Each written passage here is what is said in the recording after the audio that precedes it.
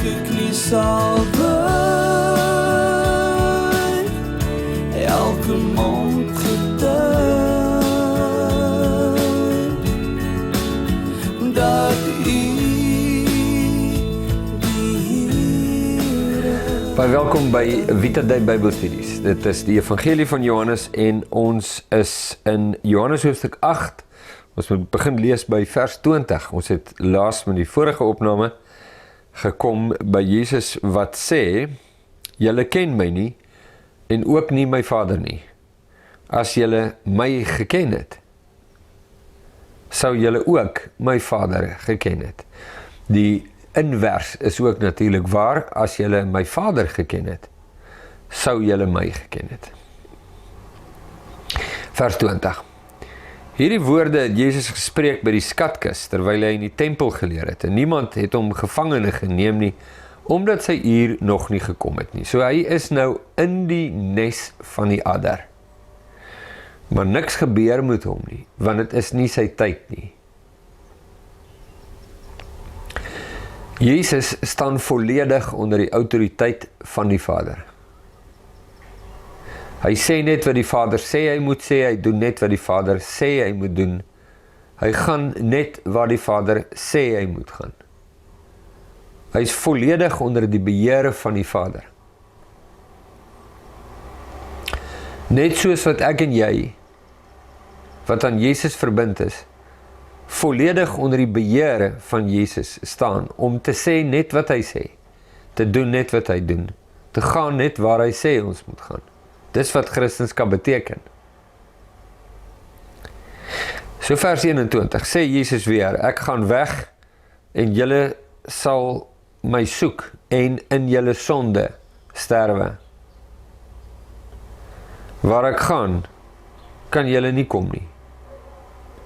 Toe sê die Jode, hy sal homself nie, tog nie om die lewe bring nie, omdat hy sê, waar ek gaan, kan julle nie kom nie. Waarvan praat hy? En hy sê vir hulle, julle is van benede, ek is van bo. Julle is uit hierdie wêreld, ek is nie uit hierdie wêreld nie.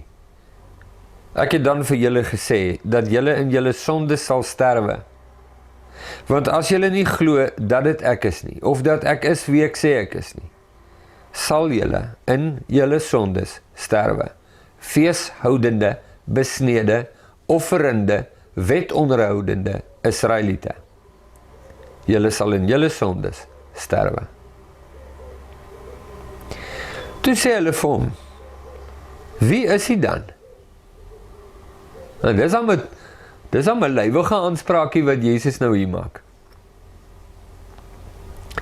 En Jesus antwoord hulle, net dit wat ek vir julle sê.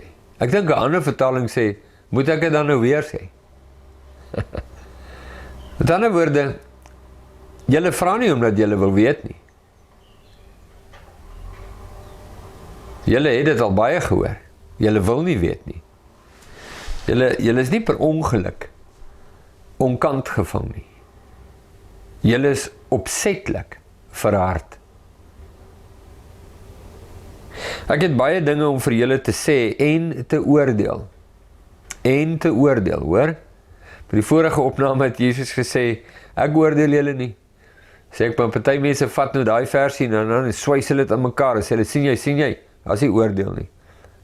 4 versies later sê Jesus, ek het baie om te sê en baie om te oordeel. Maar hy wat my gestuur het is waaragtig en wat ek van hom gehoor het, dit spreek ek tot die wêreld. Ek het baie om te sê Jesus. Ek het baie om te sê, ek kan my indink. Ek kan my indink.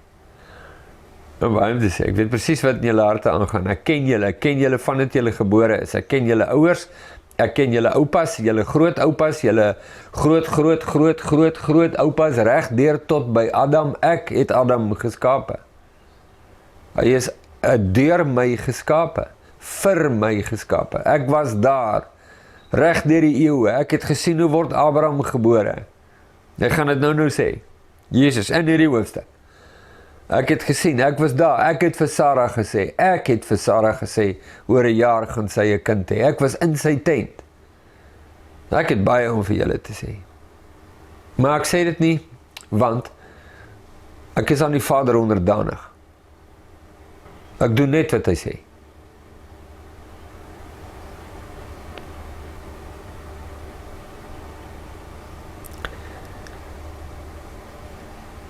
Wat ek van hom gehoor het, dit spreek ek tot die wêreld. Hulle het nie verstaan dat hy met hulle van die Vader, God die Vader spreek nie. En Jesus sê vir hulle, wanneer julle die Seun van die mens verhoog het, opgelig het, bedoelende, gekruisig het, dan sal julle weet dat dit ek is. En uit myself doen ek niks nie. Maar net wat my Vader my geleer het, dit spreek ek. Dieselfde met die Heilige Gees. Jy kan nou daar lees en dan as daar nou klare loskroefie in jou hart is, dan trap jy nou af en sê, ja, sien, Jesus is nie God nie, hy is ondergeskik aan God. Sê, oh goed, wat van die Gees van God? Wat van die Heilige Gees? God of nie God nie? Nou ja, daar verdwaal net soveel mense, anders sê, nee, dit is God, dit is God se Gees. Wel, weet jy dat die Heilige Gees 100% aan Jesus onderdanig is, net soos wat Jesus 100% aan die Vader onderdanig is, net soos wat die Vader alles 100% aan sy Seun oorgegee het. Dit is 'n goddelike eienskap, onderdanigheid.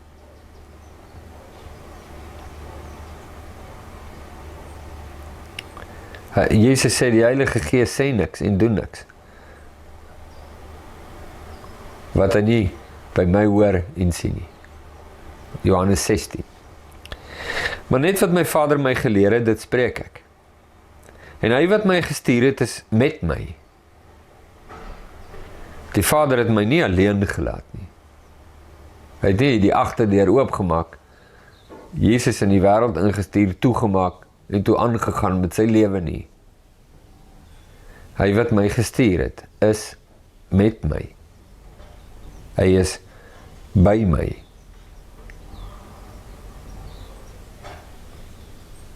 Dit is vir my geweldige, kosbare woord hierdie. Die Vader het my nie alleen gelaat nie, omdat, nou kyk gou in jou Bybel, die Vader het my nie alleen gelaat nie, omdat.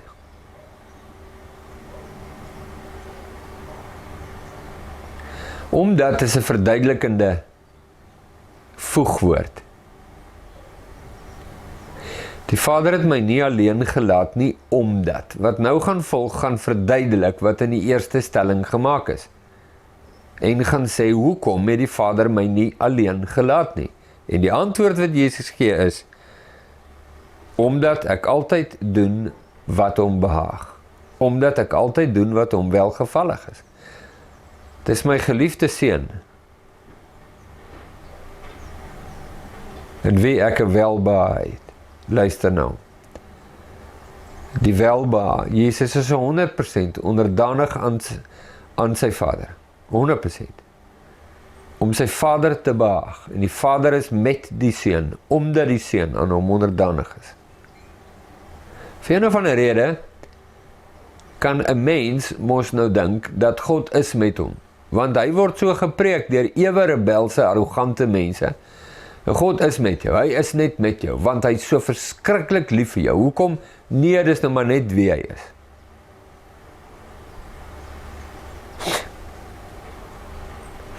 Hy is net met jou. Net toe maar moenie jy hoor nie, hy is daar by jou, daar waar jy is, en daar is hy met jou. Wel, is nie wat Jesus sê nie. Hy sê die Vader is met my, omdat ek alles doen wat hy sê.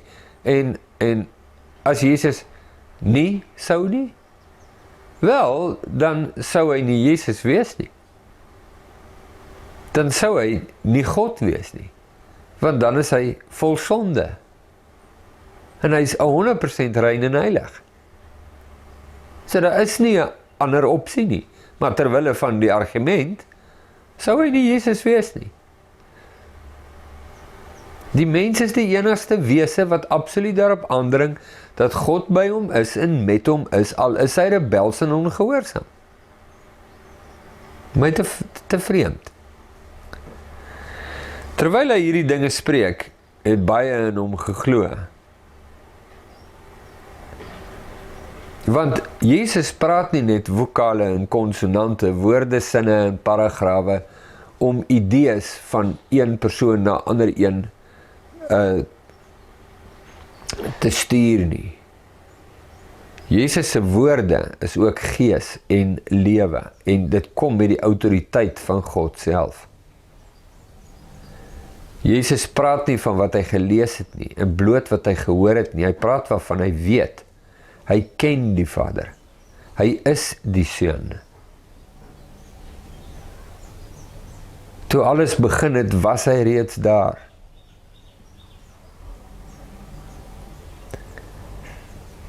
En Jesus sê vir die Jode en die mense wat in hom, hulle luister na hom en die gees en lewe inhoud van Jesus se getuienis roer hulle binneste en iets in hulle harte gaan oop om Jesus raak te sien vir wie hy is.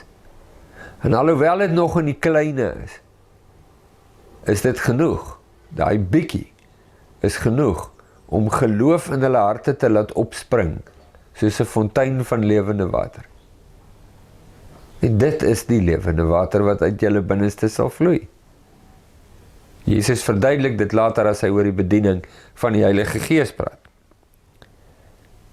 Jesus sê vir die Jode wat in hom geglo het, as julle in my woord bly, is julle waarlik my disippels. Jy is nie sy disipel as jy nie in sy woord bly nie.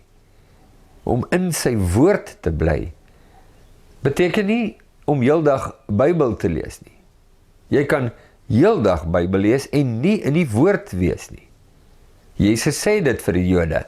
Julle doen die hele dag Bybelstudie asof julle saligheid daarvan afhang, maar die skrifte praat van my en julle wil nie na my kom nie. So dis moontlik. Maar om in die woord van Jesus te bly, beteken presies dieselfde wat hy nou net van homself gesê het oor die Vader. Om te sê, die Vader het my nie alleen gelaat nie, omdat ek doen wat hy sê. Ek doen wat hom welgevallig is. Ek luister na hom. Ek doen wat hy sê. Ek is aan hom onderdanig en gehoorsaam. In my alledaagse lewe, want wat 'n ander vorm van gehoorsaamheid is daar? As jy net op Sondagoggende vir 1 uur lank wat die kerkdiens aan die gang is, aan Jesus gehoorsaam is jy nie gehoorsaam nie. Jy is ongehoorsaam. Jy is ongehoorsaam en soms neig jy effens na iets wat lyk na gehoorsaamheid, maar dit is nie. Vir die res van die week steur jy jou net nie aan Jesus nie. Dis ongehoorsaam. Dis nie gehoorsaam nie.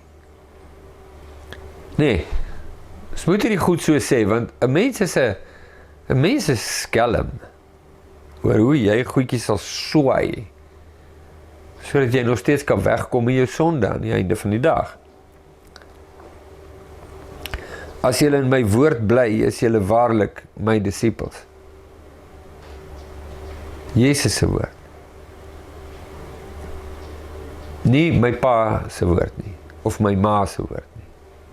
Nie die pastoor of die dominee se woord nie, of die kerk se woord nie, of een of ander prediker of persoonlikheid of wat ook al se woord nie. Nie my eie woord nie. Nie my vrou sinne nie. Nie my kultuur sinne nie. Jesus sinne. En as julle in my woord bly, is die implikasie volgende versie 32.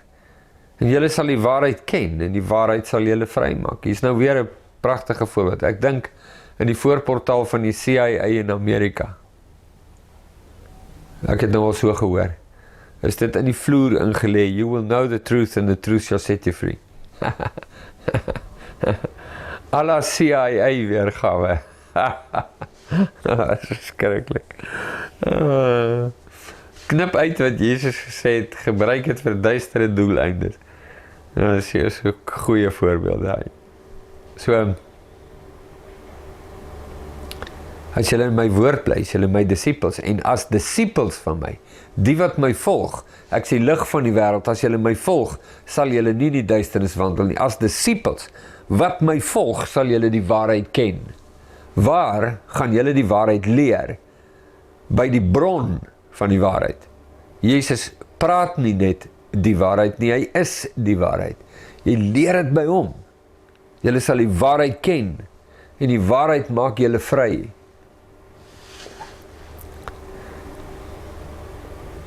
Hulle antwoord hom, ons is die geslag van Abraham. Nou hier kom 'n ding.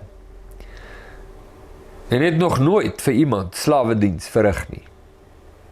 Hoe sê jy dan, julle sal vry word? Soos nou duidelik, die woord wat Jesus gebruik het 'n konnotasie vir die eerste ontvangers wat hulle dadelik verstaan. Julle sal die waarheid ken en die waarheid sal julle vry maak.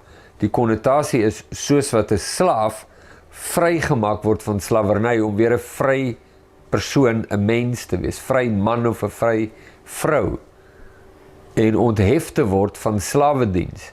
Hulle verstaan dit dadelik, hulle vraag, verklap dit. So hulle sê, maar ons is geslag van Abraham, ons het nog nooit slawediens gerig nie. Nou ja, dit is nou baie duidelik dat hulle nou nie praat van die Joodse geskiedenis nie, maar meer in deels van hulle self as mense.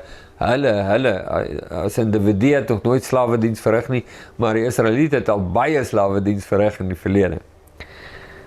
Jesus antwoord hulle vers 34, voorwaar ek sê vir julle dat elkeen wat die sonde doen, 'n diensknegt van die sonde is.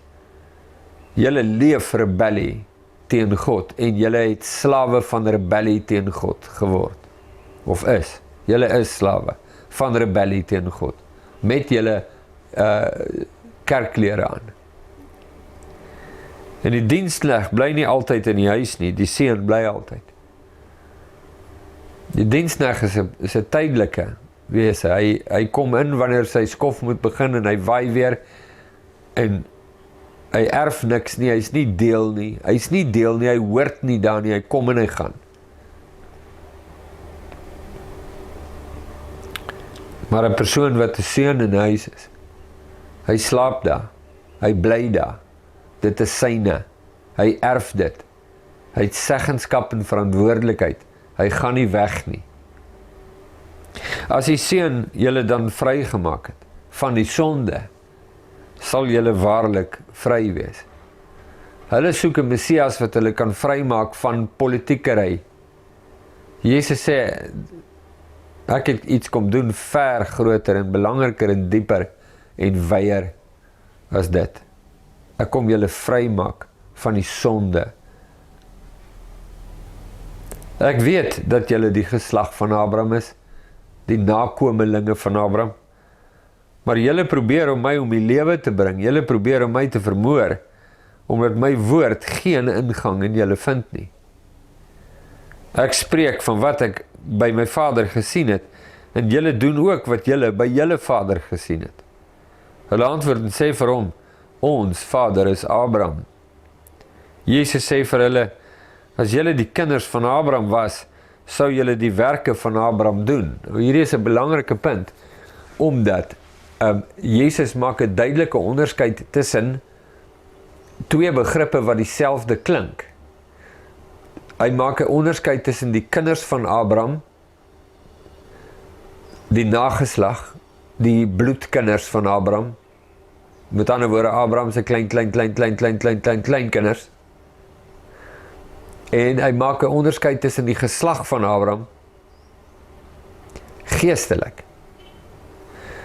Nou, die geslag van Abraham, geestelik, is die ware geslag van Abraham. En dit is 'n bewoording wat Paulus ook gebruik in sy skrywe, om te sê dat nie almal wat kinders van Abraham is kinders van Abraham nie.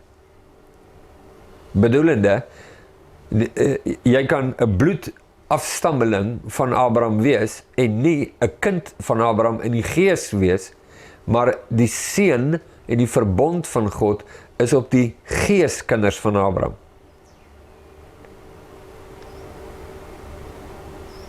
Daar is 'n lekker een. Kom ons nou per ongeluk op 'n baie belangrike ding af. Die seun van God is nie op mense van wie hulle etnisiteit nie. Dit is op mense van wie hulle verbintenis aan hom. En soos iemand eendag gesê het, as jy in 'n garage gebore word, jy nie 'n kar nie, en as jy Israeliet gebore word, is jy nie volk van God nie. Daar is 'n verskil tussen die volk van God en die volk van God. Die kinders van Abraham, die kinders van Abraham. Dis baie duidelik. En daar is ook baie mense wat nou absoluut niks daarvan hou nie, maar wat moet ek nou maak? Dis die rede hoekom hulle Jesus doodgemaak het, is omdat hy ook hierdie verskil so gehamer het. Dis die rede hoekom hulle Paulus wou doodmaak. Dis 'n saak heftig genoeg om mense se lewens te wil neem en reputasies te verwoes. En as hulle Jesus nie verskoon het nie, hoekom sal hulle my verskoon? Maar dis net hoe dit is. Julle is die bloedfamilie van Abraham, maar julle is nie die verbondsvolk van God nie.